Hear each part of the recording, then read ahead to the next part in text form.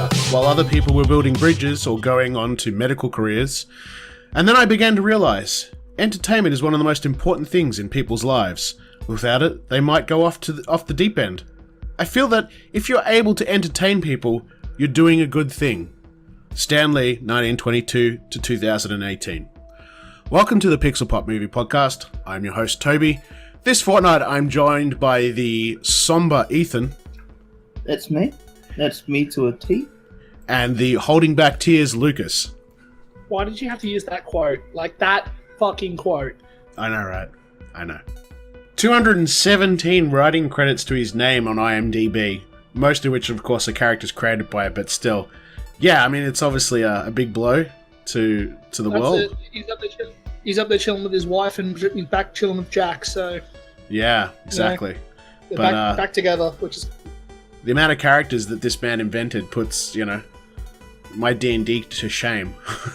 I saw one the other day that kind of, got me a little bit. I don't get too upset about, deaths like that, but there's one that got me. It was about recently Stan Lee went and talked to a whole bunch of, comic book writers who are currently doing the rounds for, different Marvel comics. And he talked to one of them, and he said to one of them, and he's like, look after my boy. And there was the one that was doing Spider-Man at the moment.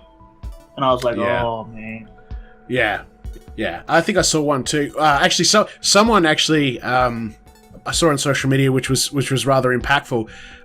In the comic book world, and I suppose even in the MCU, the only character that's going to be aware of Stan Lee's death is Deadpool. Yep. Yeah. Yep. You think they're going to chuck a little last minute thing in the Deadpool Christmas one? Don't know. It might be a bit late. It might be a bit late, but we don't know. He may have recorded another cameo. We don't know yet. Yeah. Well, we know he's obviously in he's done his Captain Marvel and he's done his Avengers 4. We know that. Yeah. Beyond that, though, will we continue to see him in films like they do in the Netflix series, perhaps like Netflix, a picture? Yeah. Yeah. Anyway, if they do that, but yeah, no, I know for a fact it's going to be a very sombering moment and a very the perfect moment that his last cameo would be. The culmination of the 22 movie arc that has pushed characters like Iron Man and Captain America and Hulk and all of that into the stratosphere of superstardom. It's kind of apt that would be his last cameo in real life, if that was to be the case. Yeah, exactly. I mean, it's Avengers 4 is the end of a story, so to speak. It's a chapter in. Yeah, it's the end of an 11-year. It's the end of an 11-year story. Yeah, exactly. And it's just, it's the perfect moment for him to get his last cameo, and I feel like there is not going to be a single dry eye in the cinema when he comes on. Well, in the theme of that, the topic of conversation this fortnight is sort of looking back at some of the big deaths, actors, musicians, whatever have you, in the last 8 years. We'll do it in brief because there's just so many. We had a few real shocking years there. But before we get into all that, we've got a few spoiler-free movie thoughts, and of course our usual news. So let's start with that, please. Take us away, Ethan. So Netflix has just ordered a Pacific Rim and Altered Carbon anime project. This is going to be very cool. Yeah. Specifically, I'm all for those that know and those that listen, I am all for Pacific Rim anime. Give me all of that fucking kaiju action in anime because it is going to fucking rule. I feel like that's all they can do now because the second one didn't make as much at the box office, so we may not get a third movie. So the anime could be a way to help further it. Could be a way to get around it for sure. Yeah. I don't know about Altered Carbon. I think it'll do. I mean, I watched all of that series, and I thought, if I think about it now, considering there was quite a bit of hand-to-hand combat and stuff, and it was sort of cyberpunk in nature, it really wouldn't take much to translate that into an anime. I don't think. Yeah, I kind of vibe from the stuff that I did watch that, if you were to put this into an anime, it would make sense thematically because a lot of that anime, look at stuff like Akira and Ghost in the Shell, all of that it kind of has that same vibe, except Altered Carbon was a bit more dirty and a bit more, street focused as opposed to, the other ones, which is kind of these big, high, pie in the sky type concepts. Altered Carbon's a lot more, down to earth as it could be. And I feel like the Altered Carbon one probably wouldn't follow on from the series. It could be something else in the city. It could follow someone else or anything like that. I don't think it's going to... I feel like the best way to do it would to not be follow on on the current storyline for the series, but to set it somewhere else in the series following someone else. Yeah, and I thought as well. I was wondering as well how they would do that, whether or not it would be a different story within the same world, or does this mean that we're not Alter Carbon season 2? Like, what I don't. Well, I mean, really with anime too, it means to the main story. He can chop and change. Like, I mean, the whole point was they can move their conscious self into different bodies. That's going to be a lot easier in an animated format, I think, if they really want to get heavy into the jumping bodies sort of thing. Yeah, for sure. It's all just going to depend as well on, like, if the anime is going to become season 2. Like, you know, we don't really know a whole bunch as yet. No, I think it got confirmed for like another proper season 2 with have Anthony they actually Mackie confirmed season 2? Yeah, Anthony Mackie's taking over the main role. Oh shit! Okay, Yeah. I'm on board with that. Anyway. Next we had a trailer for Mowgli, Legend of the Jungle, which is directed by Andy Serkis. Yeah. And who's starring in it as Baloo the bear.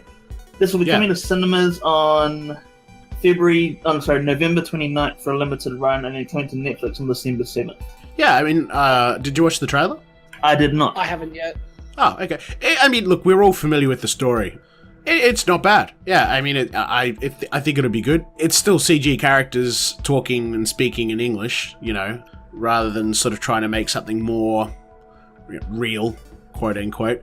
But I think it'll still be an entertaining story. I mean, the story itself is obviously entertaining. We've been retelling it for decades, so this looks pretty good. I'll wait for the Netflix release, and I'm sure I'll watch it with the family. Next we had Breaking Bad. We'll be getting a movie following Jesse Pinkman after the end of the series. Holy shit. I recently just went back and rewatched all of Breaking Bad, and like while I was watching it, I was remembering, like, you know, this show is fantastic. Like, especially coming from knowing what's going to happen at the end, like rewatching that series, it was so much fun, even though I knew where everything was going. So the movie's going to be set post-ending about Jesse, who Jesse, if you don't know, is Aaron Paul's character. I know Bryan Cranston's also said he's totally up for some sort of returning piece. I imagine it obviously have to be, well, spoilers, but it have to be a flashback. Alright, let's smash on. Rogue One prequel series starring Diego Luna is coming to Disney streaming. He'll be back as Cassian Andor.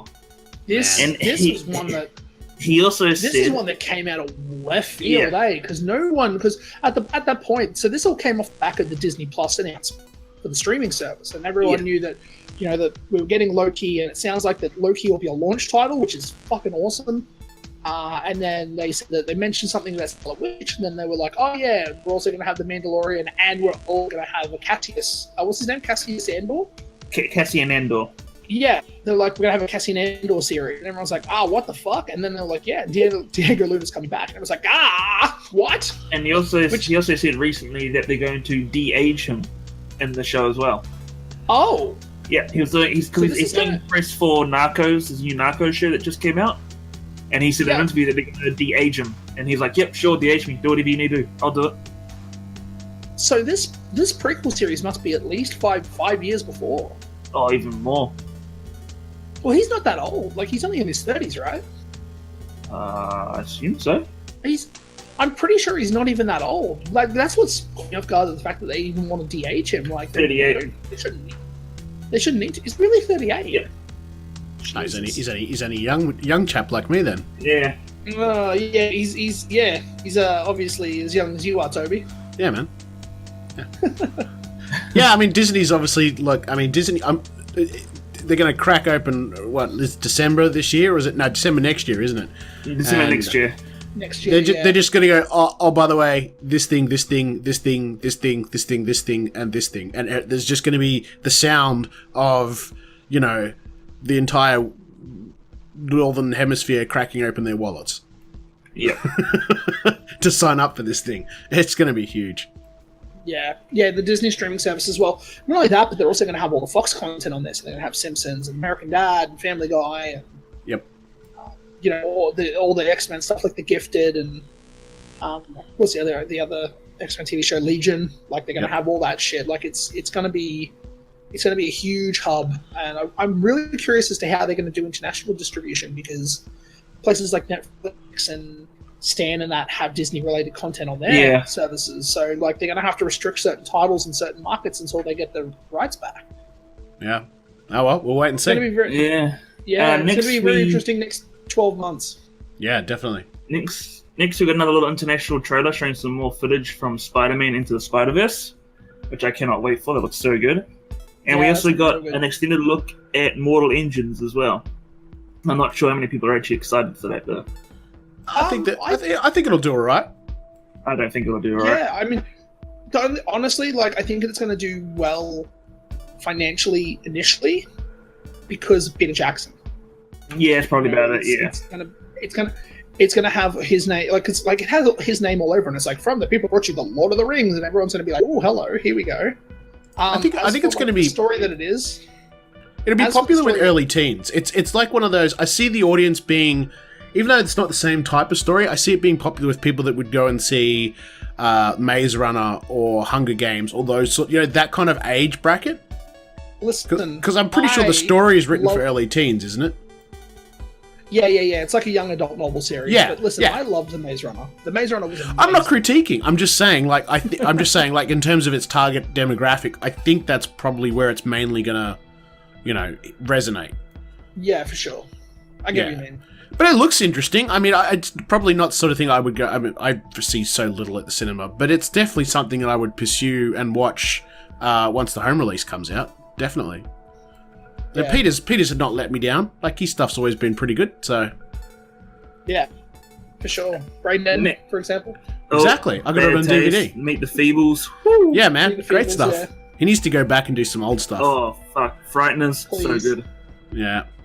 Next we have a trailer that's taken the entire world by storm, and that is Pokemon Detective Pikachu. I was going to say not Avengers 4. What's a Pokemon? Unfortunately, you get out of Yeah, here, no. yo. What's a Pokemon? Sorry, Toby, we forgot your 50. Me and Lucas will just do this section now. Yeah. So Pokemon are Pokemon are these. little tiny creatures that you send into the world and fight for you. Kind of like dogfighting, except it's legal. They're cute. So it's animal Yeah. cruelty. Yeah, it's No, animal they're not cruelty. animals. They're Pokemon. It's different. Okay? Oh, right. So I'm yeah, allowed that's to like pick up Pikachu and just twist his head off, and that's fine. No. And say, listen, you can send your Growlithe into a dogfight, and that's fine. But you can't actually put a pit bull because that would be animal cruelty. Yeah. See? Yeah. The rules of So Pokemon I are can different. feed Pokemon to my pet shark, right? Because that's fine. No, not no, no, animals. no, no, no, no. No, that's fine. That's fine. That's That's fine. fine? Okay, alright. Okay, thanks. You just can't feed the shark to the Pokemon because that would be animal cruelty. Yeah, that's animal cruelty. Yeah, the animals have rights. Yeah. The shark has rights. The Pokemon don't. Got it. All right, I'm all over this now. Yeah. Cool. It's a free resource that can be exploited. Got it. Yeah. I want to.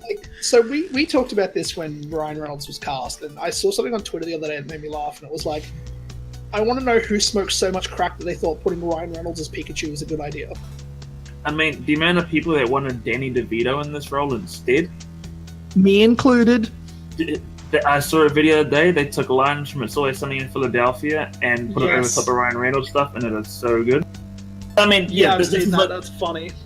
we're finally getting a live-action Pokemon movie after how many fucking years? So Yeah. it's like, man, it looks. I'm intrigued by it now. Initially, I scoffed at the idea, but now I'm not so much.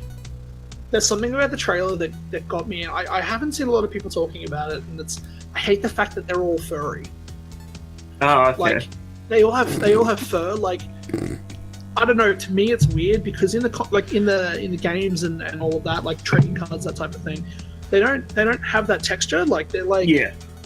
they're like skin. You know, like they're not an actual like fur type animals or like fur like creatures in general. So I thought that was really weird, and seeing like fur on a Bulbasaur, I thought that was really bizarre. But no, like the trailer looks really interesting. Like obviously with a title like Detective Pikachu, you know there's going to be an element of mystery to it.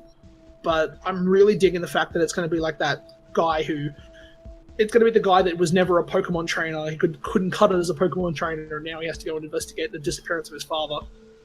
But I honestly feel like it's weird to know as well that you're going to see a movie with Ryan Reynolds in it, where he isn't the source of the comedy. Yeah. Like, did you like he cut all those lines so deadpan that Yeah. that all the comedy came from like the Mr. Mime bit, like Mr. Mime and everyone else, but Pikachu was like Ryan Reynolds was serious, and it was really weird. Yeah. Yeah, I mean. It's a Ryan Reynolds animated film. Cool. That's all I see. Yeah. Next we have Pedro Pascal has officially been confirmed to be the star in the Mandalorian series for Disney's streaming service, which has already been rumored for quite a while. Pedro Pascal is like a huge get because I think he was amazing as Oberyn on Game of Thrones. We didn't have him for long, and we kind of knew that we wouldn't have him if you knew where that character was going in the books to the TV show. But yeah, I feel like him getting on this show is going to be the role that pushes him into superstardom. Well, I mean, he was already in Kingsman too. He was good in that, and he's also in the new Wonder Woman as well. So he's getting out there. And he's also been in Narcos. Nobody was good in Kingsman 2. I haven't even seen it yet. That movie was terrible. The first one was good. The second one was just fucking terrible. Get out of here. Nah, it was shit. Get out. Nah, it was... Shut up, fucking Skyline 2. It was shit, alright? Oh, I fucking love that that's still going. Alright, moving on. We had our first proper trailer for Dumbo. Mr. I never get emotional about movies or anything else. No, here's the thing. Here's the thing. Animals get me... I get very emotional over animals, alright? Which is why I don't get emotional over Pokemon, because they're not animals. I don't give a fuck about Pokemon. Got him. But they're not animals. This had a little sad part of it, got him. right? Fuck, got him, mate. Got him. How's that? Have you seen the Dumbo trailer, Lucas? Yeah, man. I'm not a big fan of... Probably another hot take here, but I wasn't ever a big fan of Dumbo just because at the time, like, my whole adolescence was Aladdin or The Lion King or The Jungle Book. Like, it was those... Yeah, you're not 12 like Ethan. On repeat for... Yeah. But like, to be fair, Dumbo's been around a long time. Dumbo's been around a very long time. Dumbo has been around a long time. I remember seeing Dumbo the first couple of times, and I just remember the reason why I stayed away from it for so long was those fucking the bubbles, where like it feels like he's tripping on LSD. Right, yeah, with the pink elephants. Yeah, and as a kid, man, that freaked the fucking shit out of me. And I've never seen Dumbo, so. The original Dumbo, man, like imagine seeing that movie at like 4 or 5 years old. Yeah. Mind you, as well, like I had been watching stuff like Aladdin and Lion King and stuff, but it's definitely a Tim Burton movie, though, isn't it? Oh boy, you watch that trailer and I'm going, Tim Burton. That's not one thing I am definitely not looking forward to. I don't mind his aesthetic. I don't. Like, he does gothic really well, you know, and it suits certain storylines, but that's all he does, though. Hack. Ooh. I've had this argument with people. I think he's a hack. All right. Anyway, that's right. Yeah. This is also coming from someone who is not a professional filmmaker. No, that's right. But right. I don't like anything he's done. All right. Except I think I like the original Batman. Sweeney Todd. That was it. Yeah, Sweeney Todd was good, but it wasn't great. It wasn't as good as it could have been. But that was alright. Yeah. All right, moving along. Next, we have Devil May Cry series joins Castlevania and the Multiverse from Adi Shankar, who's also working on Assassin's Creed 1, which I just dug up again. So yeah, apparently the Castlevania series is good. I've only seen the first season, but it's gonna be good. Yeah, I mean, actually, funnily enough, I'm in the process of watching Castlevania, and I think I'm on the last episode now of season 1. And yeah, like I read this Devil May Cry thing, and I'm like, holy shit, like this is gonna be cool. Something I was reading though is you could probably grab the exact quote, but the quote that I laughed at the most was that he's basically making sure that Hollywood don't get this so they don't fuck it up. Like Shankar's exact quote had me dying laughing. Next we have Bumblebee's Travis Knight is apparently a front runner for Guardians of the Galaxy 3. He's done Bumblebee and he's also done Kubo and the Two Strings. Yeah, we'll Kubo. see. We'll see. Kubo, that had some weird like animation thing to it, right? A stop motion. Was it all stop motion? Yeah. Yeah, cool. I remember like when that movie came out, I heard a lot of good shit about it, and I still haven't seen it yet, but I knew that there was something about it that was, and I've heard nothing but good things, and yeah, I think he's a really interesting pick for Bumblebee. And, you know who I think actually would probably direct Guardians 3 better? Who? James Gunn. Oh. Yeah. Oh, You're not controversial. Controversy on the podcast.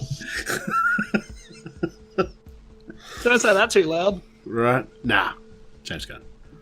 Apparently, they're also throwing around the name Paul Feig, who did Bridesmaids and Ghostbusters. Oh, God, please, No. no. No. Moving along. We had a little sneak peek at Mary Poppins Returns, which I know boy. some people are probably excited for. I don't really care, but Just a some people might. spoonful of sugar helps the medicine go down. I haven't watched this yet. This hasn't dropped today, right?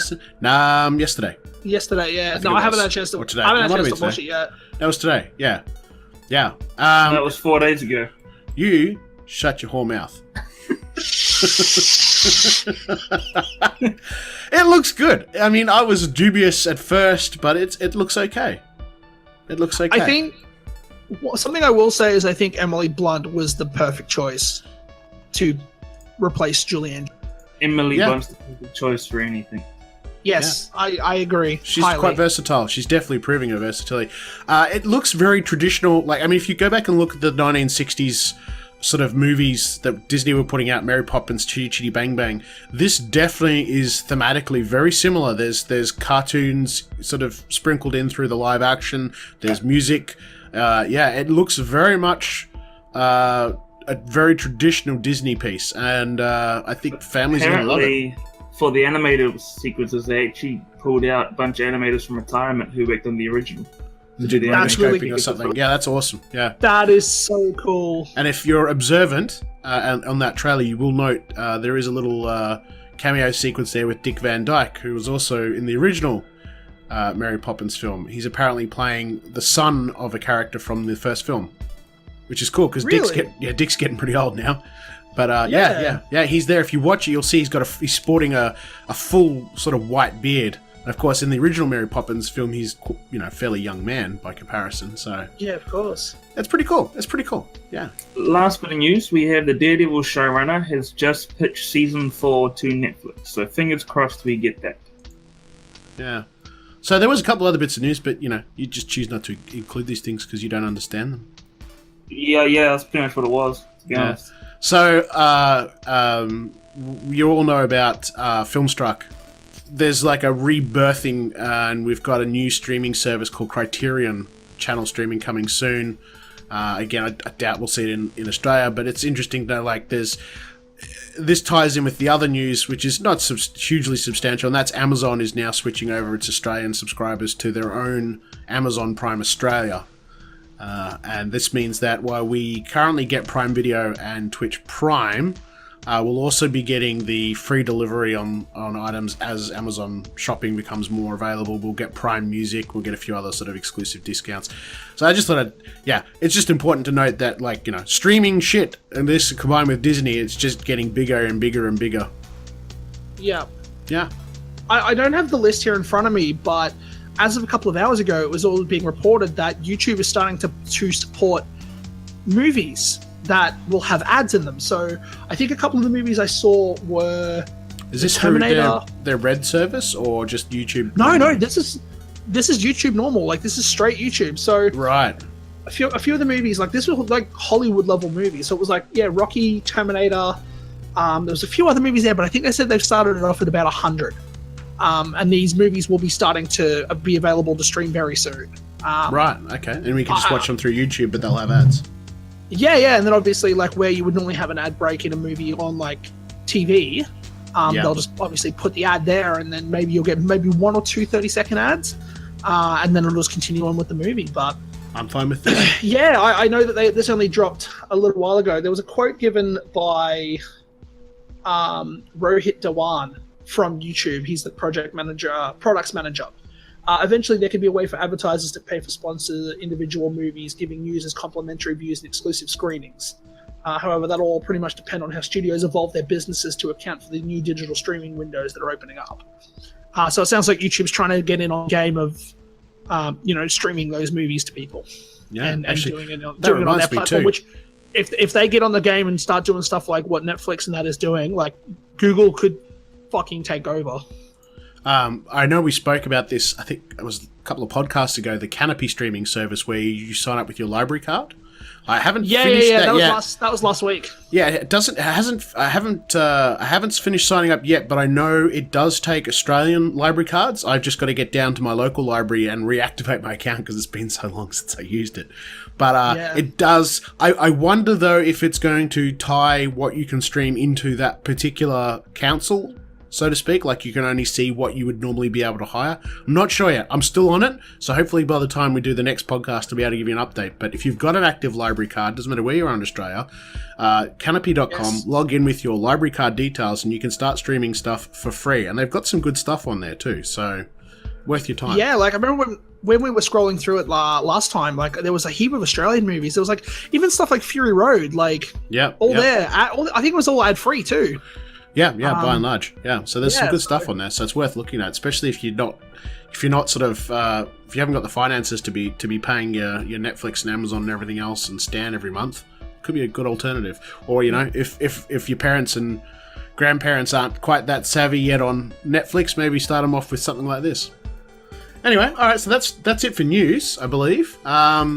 We've got at least one movie to talk about, and that's because Ethan was a sneaky bugger and slipped off to New Zealand and managed to catch a particular film that won't be arriving here in Australia for several more weeks. 3 more weeks till it gets here. Yeah. That movie is Overlord. And I'm a jealous motherfucker. Sorry, Lucas. Give us your... You couldn't even wait for date night. Bastard. Give us a spoiler-free thoughts, if you could. It's a thrill ride, intense, gory, and just an all-around great film. It's actually really good, yeah. So you're saying this is better than Skyline 2? Oh, well, I wouldn't go that far, but... if that's the case, if that's the review we're getting, this is a fucking abortion. I would say this is a 5 out of 10 Skylines. I would say it's probably sitting on about... So hang on, if one Skyline is 10, you're saying it's half of a Skyline 2? Yeah. Oh, man, that's I would weak. say out of 10, I would probably give it about a 9. So it's set in World War II, is it? Wow. Yep, on D-Day, World War II. Right, so it features Nazis? It features not explicitly shown to be Nazis. They're Nazis. Yeah. Right. Okay. So they've removed any sort of iconography, and there's no I don't know if they yes, the stereotypical genocidal Germans that are not Nazis, of course. Right. But they're explicitly German, so. Right. Okay. Yes. Explicitly German, just not explicitly Nazis. I still love that line from the first Captain America where the scientist, he says that, a lot of people forget the first country the Nazis invaded was their own. What a line. It's such a good line, and he's bang on, right? But, okay, so is it zombies? Are we allowed to know without spoilers? I would say there is sort of a zombie in there, but there's a lot else as well. Right, so there's supernatural things inside and a part of the German army, and we have, an ally resistance sort of pushing into a bunker or trying to shut it down? It becomes that. So vague. Okay. I don't want to give too much away. I don't want to spoil anything for Lucas and the other viewers. Yeah. I mean, I'm known for spoiling stuff like that other movie with the werewolves. I don't want to spoil this one. Sure. You mean the werewolves that weren't werewolves? Yeah, exactly. Right. I knew they weren't werewolves. I just wanted to troll you guys. And just, right.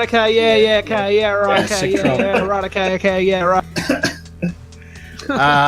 And is there a Wolfenstein connection which your workmate, when we've spoken of this on the podcast before, hypothesized? I shall not say. So there's no BJ Blazkowicz, or there is? I shall not say. Oh. I hate this so much. I hate this so fucking much. This is why I'm doing it, because I just love that suspense and that troll. No, I know you do. And, you and fucking Steve Zaragoza both have seen it and both are teasing that something... there is something really suspect about, we're not going to say any more than this, and there's got to be a reason. And like, if all of this is like, if you guys have like overhyped this for me and then fucking killed it for me, I'm gonna come for him, and then I'm gonna come for you. I'm only gonna go for you first because you're closer.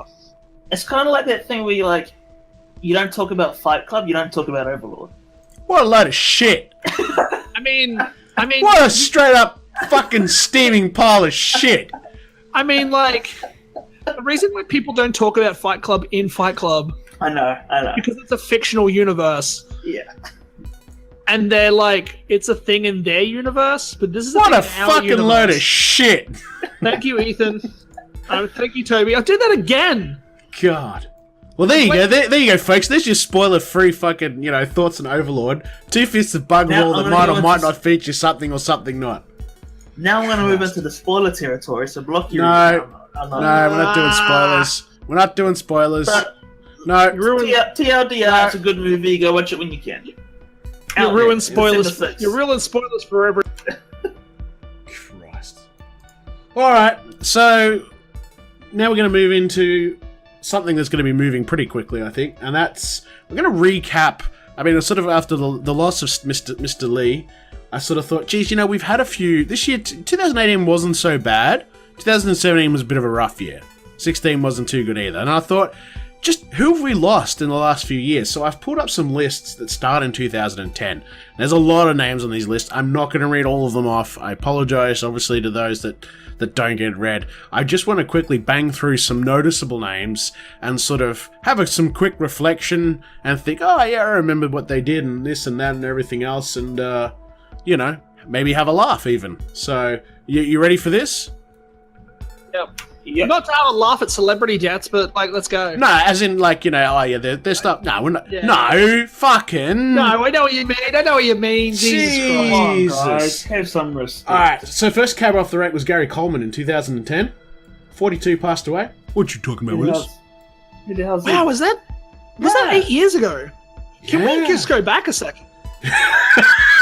We don't have time to slow down, but there you go, Gary Coleman. Passed away at 42.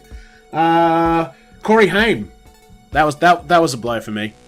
Corey Haim. Was he the one from the Lost Boys? He was in Lost Boys. He wasn't in Goonies, but he was Feldman's best mate, and they did a lot of work together and all the rest of it. Dennis Hopper. Big name.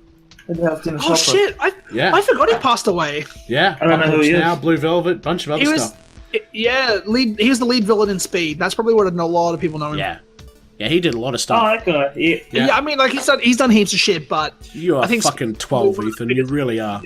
I look at him now and I'm like, yep. Keep going. There's a lot of names here. Some of them are really big. I mean, like Gene Simmons, but I mean, again, Ethan's gonna go, who's Gene Simmons?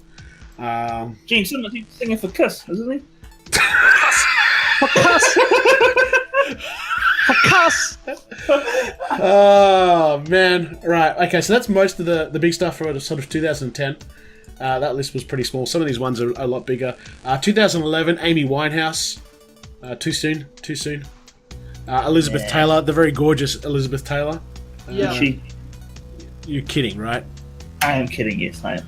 Right. Steve Jobs, not an actor, but worth mentioning. He passed away in 2011. Who else do we have? Macho Man Randy Savage. Oh yes. Oh yeah. Step into a Slim Jim. Mr. Randy Savage. Rest in peace. Probably from Spider-Man himself. Probably my favorite wrestler of all time. Big respect. 3 minutes. If you're a wrestling fan, man, there was a lot of emotions when him and Miss Elizabeth finally got back together.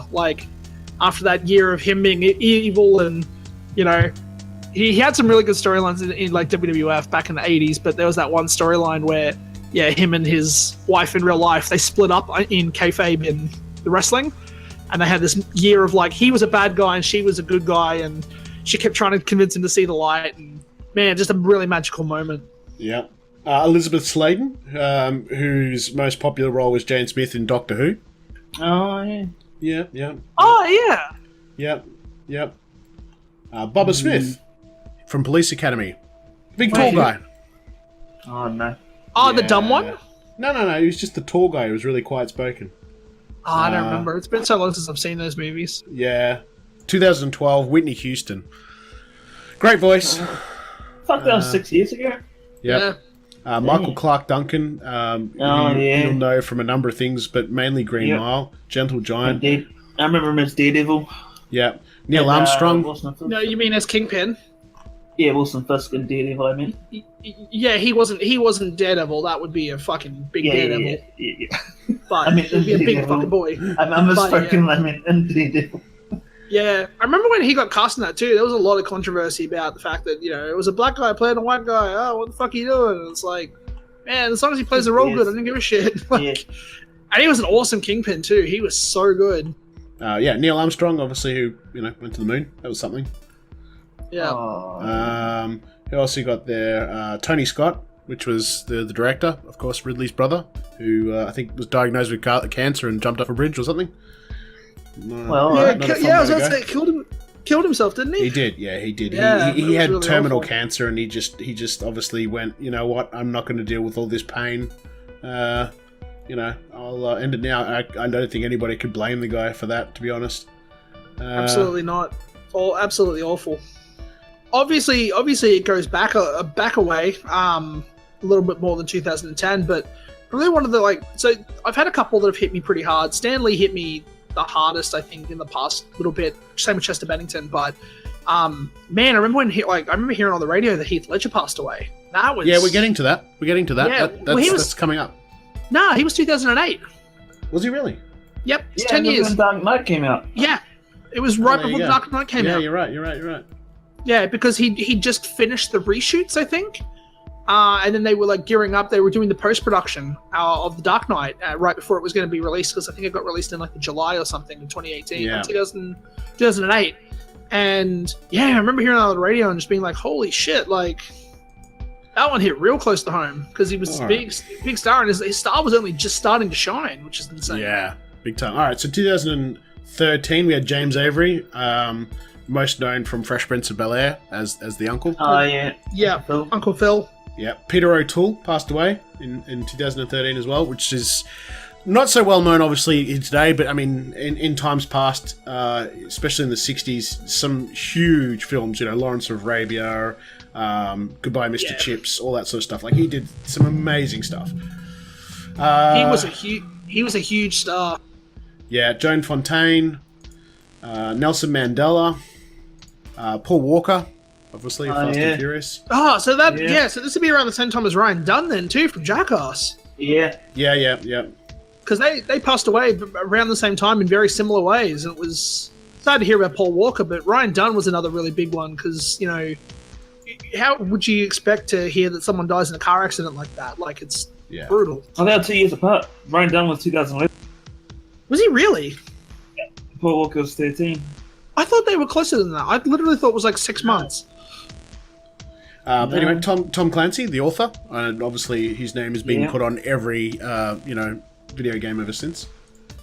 Probably one of the most famous authors on the planet. His name is on everything. You're probably not familiar with the person, but you're absolutely familiar with what he did, and that was Ray Dolby, who passed away in 2013, of course, of Dolby Surround Sound fame. Oh, okay, now. Yeah. So his work obviously lives on. Wait, the guy that created Dolby Surround Sound. Yeah, someone had to do it. Yeah, I mean, I guess. Hi, James Gandolfini was in The Sopranos. Oh, James Gandolfini, yeah.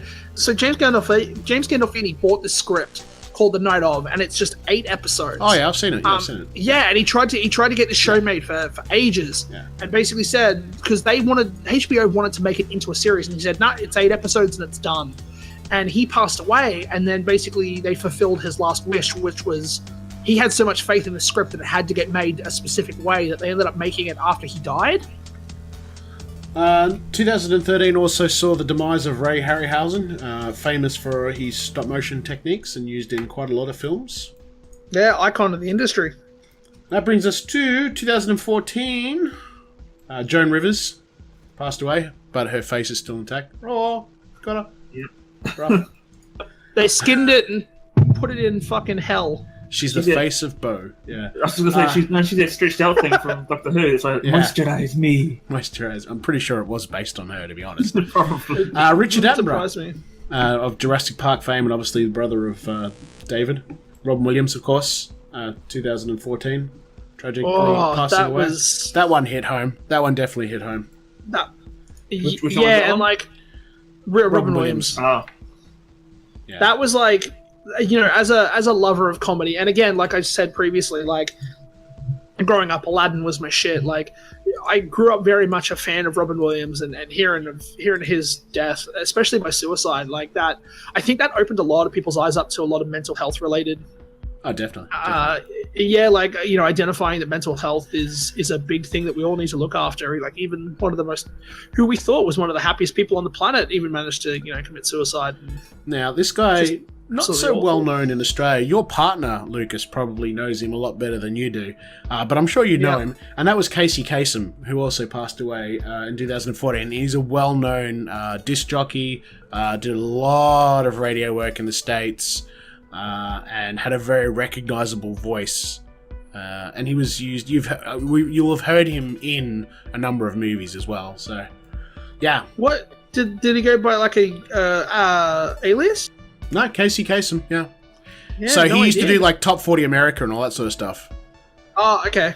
Yeah. Again, he was. It's just. I mean, like here in Australia, obviously we have disc jockeys that we've come to know, and he was just one of the big ones. It was very big in the 80s and then into the 90s in the United States. So you would have had to grow up in the US to really know him. But I knew of him. I'd heard some of his stuff. Let's see. Yep. Oh wow, Ann B. Davis, the actress who played the Alison Brady bunch. There you go. Oh wow, I didn't realize she passed away. Yeah. And there's so many here. I'm skipping, unfortunately. Bob Hoskins, Who Framed Roger Rabbit, Long Good Friday, Mona Lisa, etc. Passed away 2014. Mickey Rooney, wow, good old Mickey. Always had a smile on his face. Always. Who's Mickey Rooney? Harold Ramis. Oh, I don't. That was I know another Mickey one Rooney. that kind of, I didn't see a lot of him on screen, sort of post Ghostbusters, but as in terms of directing and writing, I mean, some huge stuff that cult classics today: Groundhog Day, Ghostbusters, Animal House, Stripes. Caddyshack, National Lampoon's Vacation. I mean, he did some amazing stuff. I mean, his work will continue to live on. Didn't he do Stripes as well? I'm not sure. You'd have to look that one up. I think he did Stripes, which, like, at the time, I saw that movie as a kid, and I think it was the first time I'd ever seen boobs. And that movie, like, if you haven't seen it, it's Dan Aykroyd and Bill Murray going into like army training, and Yes. it's fucking hilarious. No, I think it might have been Dan Aykroyd the director, and Harold Ramis was in it. Possibly, yeah. I can't remember. Like, I know it had the three of them. Like, the three of them were together at some Oh yeah, absolutely. I don't remember if it was Dan Aykroyd that might have been Dan Aykroyd that directed it, but regardless, it was a very funny movie. 2014 saw the death of Shirley Temple, who obviously I sung last podcast in our intro. Yeah, icon. Little Shirley. And again, another icon. Yep. 2015, Wes Craven, obviously man. creator of Nightmare on Elm Street. That Think hit a that's lot a of big people. That one, yeah. James Horner. So he did a lot of musical scores. Yes, We've says heard his composer, work. right? Yeah. Christopher Lee passed away at the age of 493. Absolutely. The man was around forever. He did definitely lived to 400 years old. and did an amazing amount of work, like in terms of sheer quantity. So many horror films, and then ended his career. I think he would be with the middle pride. album, wasn't it? Well, he was. Oh yeah, exactly. He was doing heavy metal and stuff. But I mean, the Lord of the Rings trilogy, I think, really was a capstone to his career, and I'm sure he was pleased. I wasn't he like stabbed in the army too, or some shit. Oh yeah, he was a part of the Secret Service for the Yeah. United Kingdom or something. Yeah, he was a spy or something. I didn't realize this as well. He did 108 films. Yeah, he did an enormous amount of work. Yeah, Wow, heaps. that's crazy. Yeah. Leonard Nimoy, of course, passed away as well. Yeah. The very famous Spock. You know what's funny is I still to this day remember there's a website. I don't know if it still exists, but there's a whole website that was just called Leonard Nimoy Needs to Eat More Salsa. And it was just Photoshop pictures of Leonard Nimoy with salsa. I'll have to find the link and see if it still exists. It was hilarious. I don't know why it existed, but it did. It was a thing. It was around for ages. Right, Anyway. okay. 2016. Alan Rickman. Bang. Look at that. Yeah. Just hit you right in the feels. So I'm pretty sure Famous for 2016 Galaxy was Quest. 2016. I think was a shitty year because it started with David Bowie. Worst year. Yeah, David Bowie on January 10th, then Alan Rickman 4 days later. You know, you had George Michael that year as well. Didn't we have... Carrie Fisher was that year too, wasn't she? Yeah, well, so we're going through months here. January was David Bowie, then Alan Rickman, then you had Glenn Frey from the Eagles. Let's see, you had Harper Lee in February, who's the well-known author, To Kill a Mockingbird, etc. You've read her stuff in school.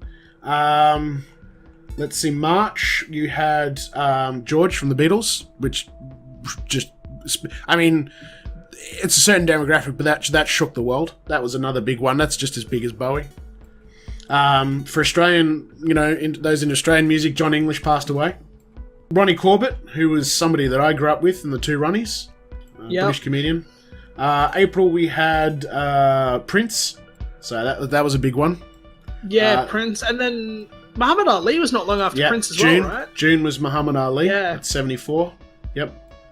Then August, and this one we have to give a special shout out to. Jesse said to me, we have to make sure we mention this one. Gene Wilder, and that one hit me. That one hit me pretty hard too, because I grew up with Gene as a kid, like watching him in Willy Wonka and a few other things. He did a lot of work with Richard Pryor and whatever have you, and Gene was another one of those guys that was just, I think, an amazing man. You know what I mean? Like, he was just... There was something about him that was very unique. Yeah. He was incredibly funny. His comedic timing was just unreal. Yeah. Way ahead of his time. September saw a few sportsmen pass, actually, and that was Arnold Palmer, who you know from US Golf. But here in Australia, too, yeah, Max Walker passed away at 68, which is, I thought, a little early. And I remember listening to him on the radio all the bloody time growing up as a kid. Yep. Let's see. And then as well, like, it's not going to be a big name here, but Jose Ferdinand as well. He was a 24-year-old baseball player. He died on the same day as Arnold Palmer. Right, there you go. Was kind of overshadowed. It was pretty crazy. Like, that was a huge day in sport for death because of obviously the legend of Arnold Palmer and the potential legendness that it could have been with Jose Fernandez. Yep. And then December, obviously, we had George Michael. We had Zsa Gabor, who...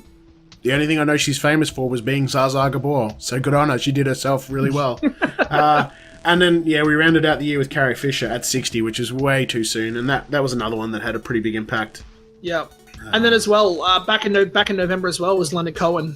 That was personally, as a music fan, that was a massive one. Yeah. Hey, but 82 is not bad. It's not bad innings.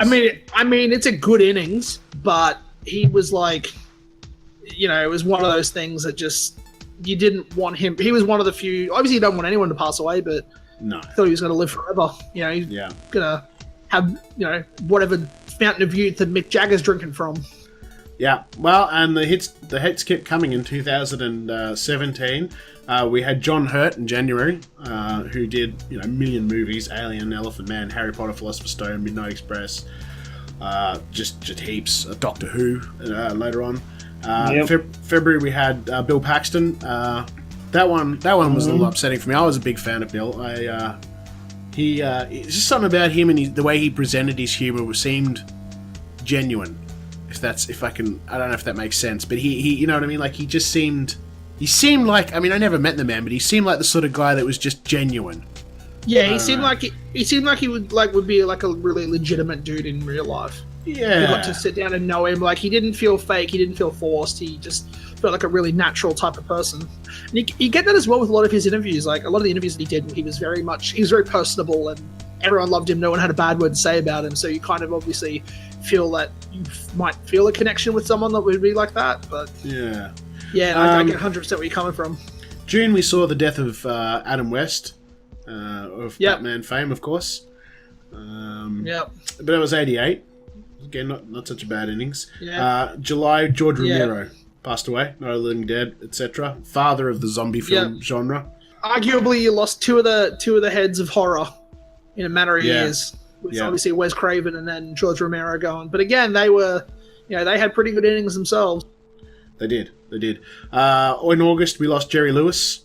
Probably better known in the America for his work in television and whatever have you, but he was known.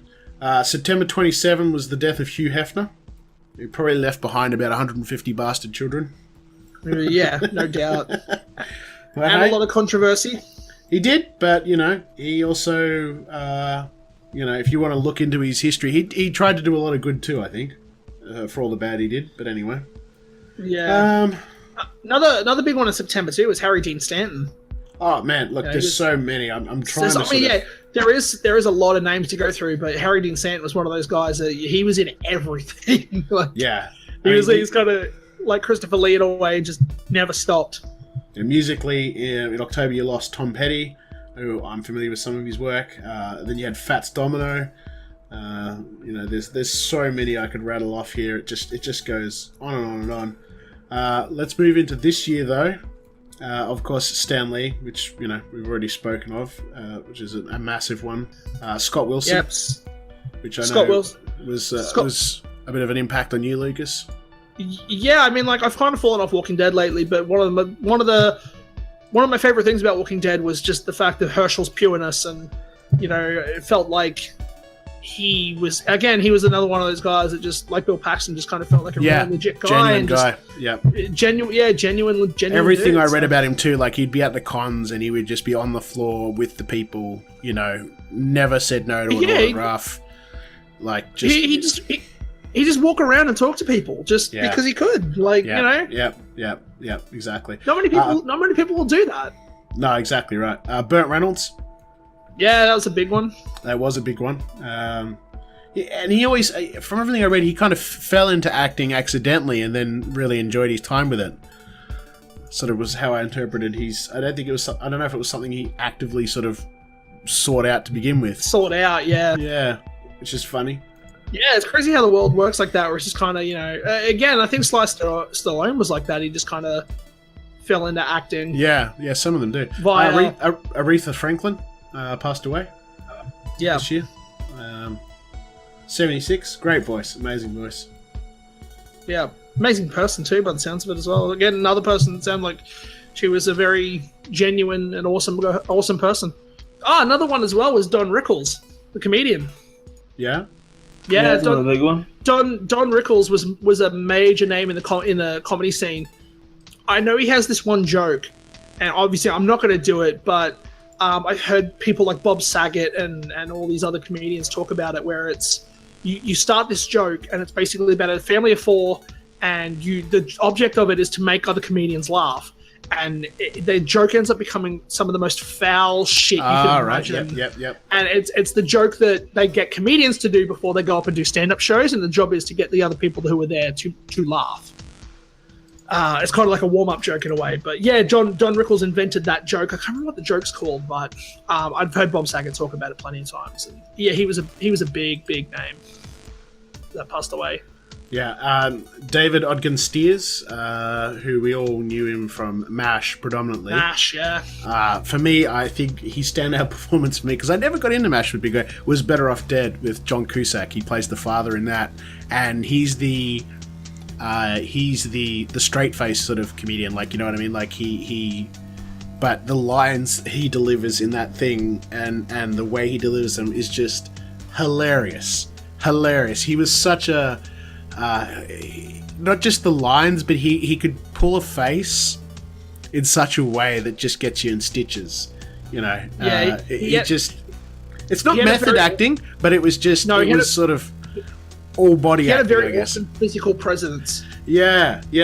And I remember his face sometimes when someone would do something dumb or he'd see something and he'd just sort of have this face of unbelief that would just break you up. It was so funny. Vern Troyer as well, Mini-Me. Yes, yeah. Oh yeah. He passed away in April. Yep, he did. And then Margaret Kidder as well. She was another one that passed away this year. Yes, yeah. Who was obviously well known as Lois Lane. Yeah. And that's pretty much it for the last 8 years. Obviously, there's many others, and we probably could have gone on for quite a bit longer. But we'll have to leave it there. But if you've got somebody that that we missed, or there was someone in particular in the last sort of 8 years that whose death resonated with you, let us know. Put it in the comments in the article, or on YouTube, SoundCloud, wherever you might be listening to this. Thank you very much for all our Patreon supporters and their support. I noticed we've got a few new Patreon supporters lately, which is really helping us, so we might be looking at some more audio-video equipment again soon. We've got not a lot happening at the cinemas between now and next fortnight, I don't think. Man, we got Creed coming out. Creed 2. Yes, I did see the trailer for that last night. That's if you haven't seen Creed 1, even if you haven't seen the Rocky movies, like Creed 1 was excellent. It was a good film. With obviously, Ryan Coogler coming in and basically doing a boxing movie. Sly Stallone's taken over for the second one, but the second one looks amazing. What's interesting too is between the first film and the second one, the cast have sort of gone off to do some huge films and other projects, and now sort of come back with a lot more weight on their name. So I think you probably find this film might do better. Because like the love interest, what's her face, was in obviously Thor Ragnarok. And he was in Black Panther, was he not? Right. Yep. Yeah. So I mean, like, they've all gone and done some really big meaty roles that have given them a lot of attention. So I think there'll probably be more eyes on this film. Yep. Meanwhile, Sly Stallone's done Escape Plan 2. I just saw with Dave Bautista. And Escape Plan 3 as well. Oh no! Is there a third one? There's been some story leaks for Rambo 5, which doesn't make me get excited at all, but we won't delve into that right now. But thank you to everybody for listening to this episode. We'll be back next fortnight with more news, more wank, and hopefully some more interesting topics of conversation. Until then, we'll catch you next fortnight. Excelsior!